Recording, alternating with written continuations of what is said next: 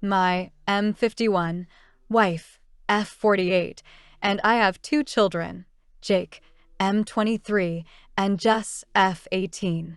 Although they had the same upbringing, Jake sadly surrounding himself with the wrong people during his late teenage years and made some bad life decisions. Since he was around 17, he suffered with substance abuse issues and alcohol dependency. He's been through counseling on more than one occasion, and I've lost count of the amount of times that either my wife or I have had to make personal sacrifices to go and tend to him. He's currently living in a recovery housing program where we hoped he would see improvements. This has caused understandable issues for Jess. I've missed hockey games and choir performances because I had to go tend to Jake, as has my wife. We try and make it up to her at the time, but I don't think missing important milestones really makes up for it. It's heartbreaking for me personally. Jake has been doing better lately, and he hasn't had any relapses or issues for the past few months. Jess' graduation was the other day, and my wife and I had tickets and couldn't wait. She's off to college, graduating with a great GPA, and we're really proud of her. However, only a couple of hours before the graduation, we received a call from the staff at Jake's housing program, who said that he had a relapse incident and was in a really bad way. My wife was hysterical and immediately started telling me we had to go there and help. I refused. I said that we'd missed enough events in Jess' life, and I wasn't missing her graduation. Although my wife told me how sad she was to miss it, Jake's health and well-being would take priority. I wasn't changing my stance. She got increasingly agitated and said she'd go herself, called a cab, and went. I took the car and watched Jess' graduation. It was one of the proudest days of my life, but when I saw Jess at the end, I could tell she was visibly upset that her mom wasn't there. I explained, and you could tell her frustration. My wife made it to our celebratory dinner later, and she apologized, but the mood was sour.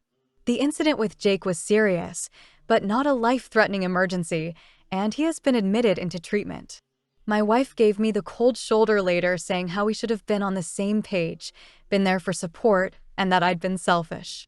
I disagreed, saying she'd been selfish in this scenario, and she tainted Jess' moment. This went on for a while, and I ended up sleeping on the couch. I still feel I made the right decision, but I know I hurt my wife, and Jake's recovery is obviously of paramount importance as well. Comment 1. NTA I'm assuming Jake knew when his sister's graduation was.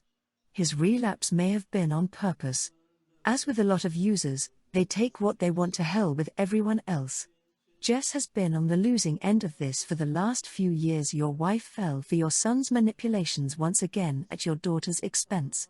Too bad your wife can't see she's about to lose Jess because she had to race to Jake, like she had numerous times before, and not spend 1 or 2 damn hours celebrating her for a change.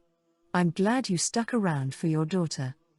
And yes, unfortunately my family has had to deal with a family member with a drug issue. I finally had to wipe my hands and walk away. She doesn't want help, and now I no longer want to help her. I concentrate all my efforts on her kids. Comment 2. The possibility of Jake knowing about the graduation was right out front for me. Totally makes sense that he knew, and I've seen many people pull this kind of shenanigan sober or not. Same here, I have a grandson I had to wipe my hands also. Sad thing to have to do, but we do what we can to help them, and sometimes they are just too stubborn to see it. Comment 3.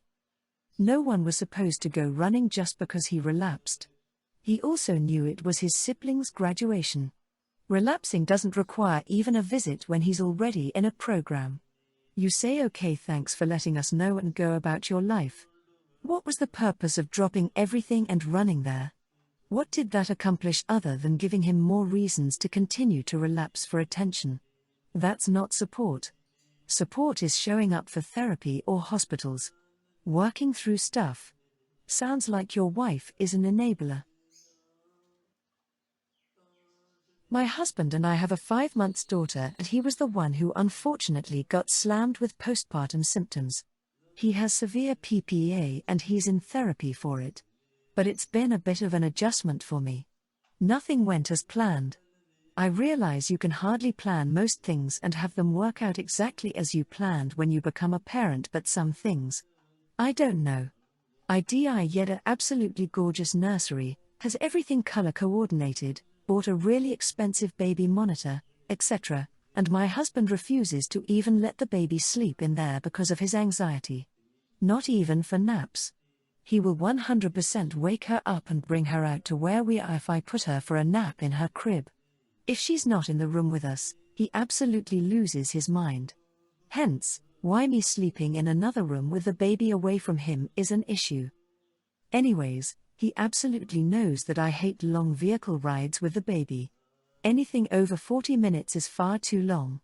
She hates the car and screams the entire time unless I'm sitting right beside her, and frankly, I don't want to sit in the back seat.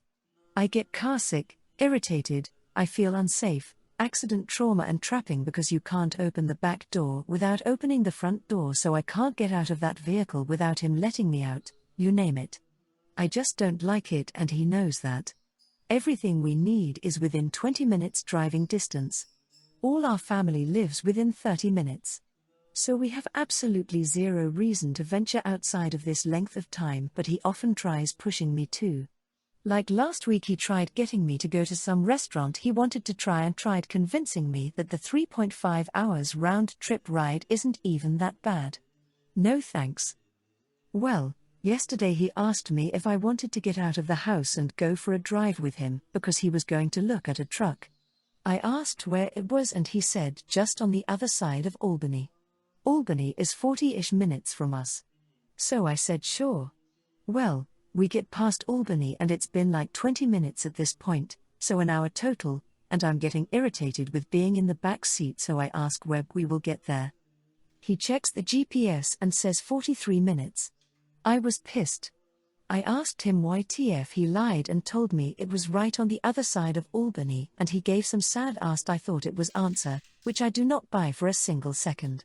It was an hour and 58-minute car ride there. 40 minutes easily that he spent talking to the guy with the truck, just to decide he didn't want it, and then the 2.5 hours drive home, traffic.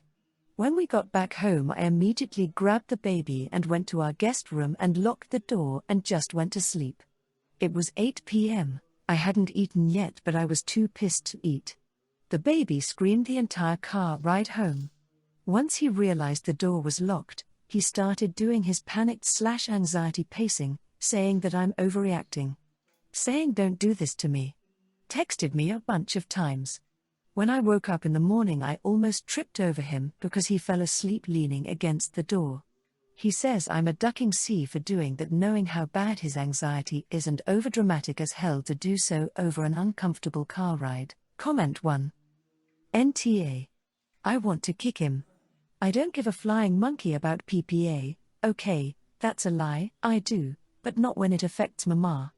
This is clearly stressing you out, and I don't see you mentioning him actually putting into practice his therapy. Surely they have taught him grounding exercises and techniques to self-soothe?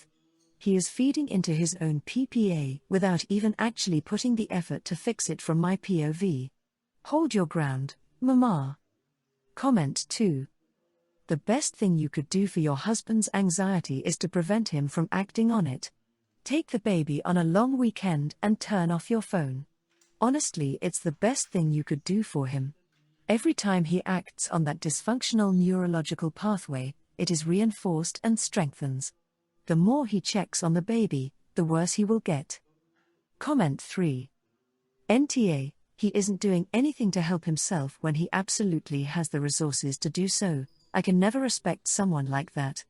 You'll definitely need couples therapy, and he needs to learn what exposure therapy is, as in exposure to not having the baby every second of the day. When y'all's little one grows up and he still hasn't dealt with this, it is going to be life-ruining. My stepsister and I, both 15F, used to be close.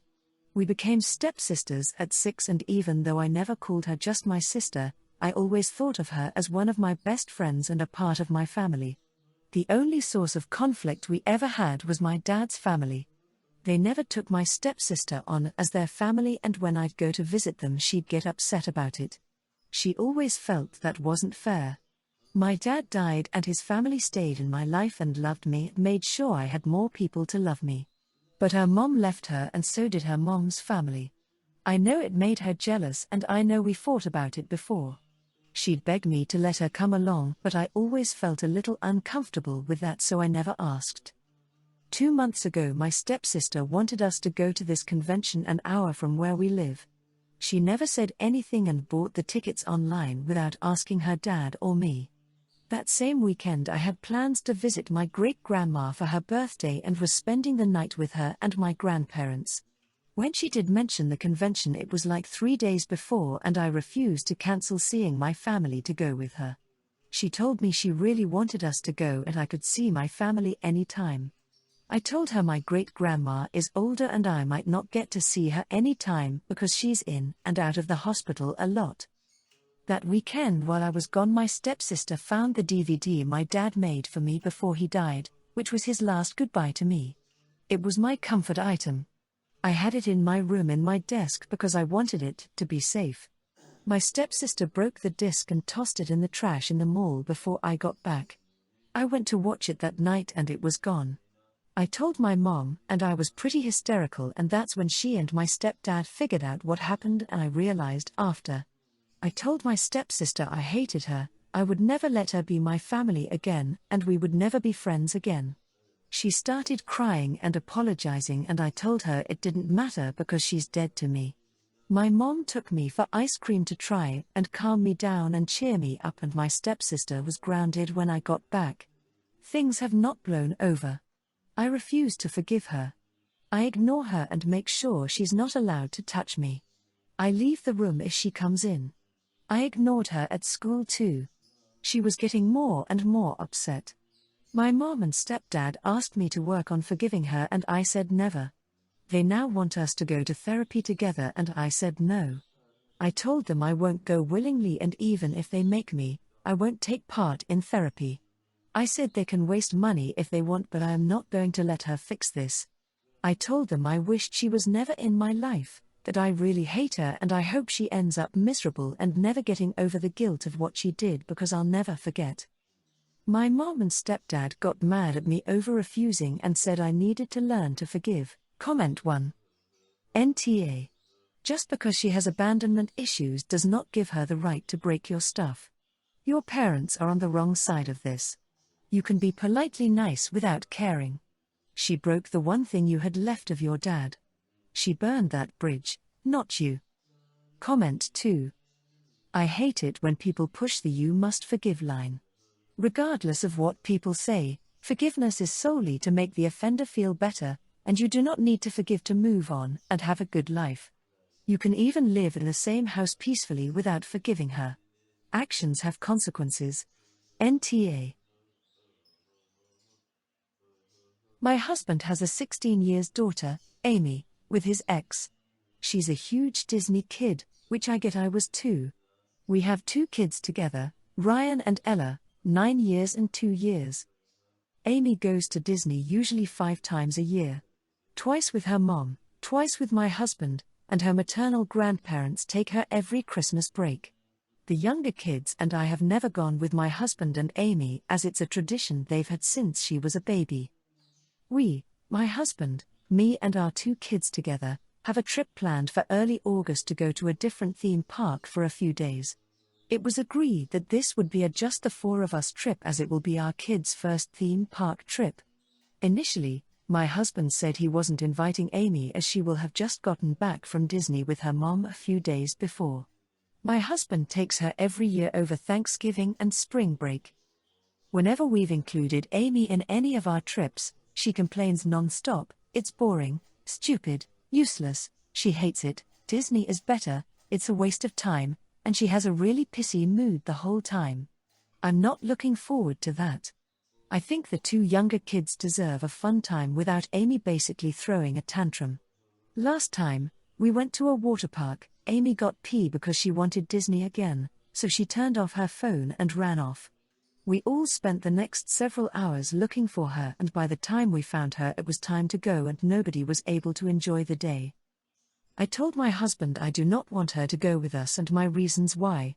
He says I'm being unfair and Amy is still one of the kids, and if we're taking out 2 then it's only fair to include Amy.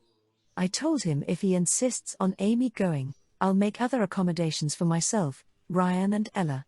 He told me I'm being in a hole and try to see how that would make Amy feel. Edit. Amy has said she does not care at all about our trip. We're going to Legoland, not Disney. My husband wants Amy to go with us since he's worried she'll end up regretting it later if she skips it. Comment 1. NTA at 16 she can be held to appropriate behavior. I understand having her special time with each of her parents, but this seems excessive. Why doesn't their father take Amy on one trip and do older kid things and take the younger ones on one trip and do younger kid things? Aren't 4 yearly trips to Disney sufficient? Why is it okay to regularly exclude 2 children but not the other? Comment 2. NTA. Reschedule the trip for when she's with her mom. Going forward, do certain trips on her time with her mom. That should alleviate some of the stress of her teenage pissiness. Also, I would encourage him to take the other 2 to Disney too, just those 3.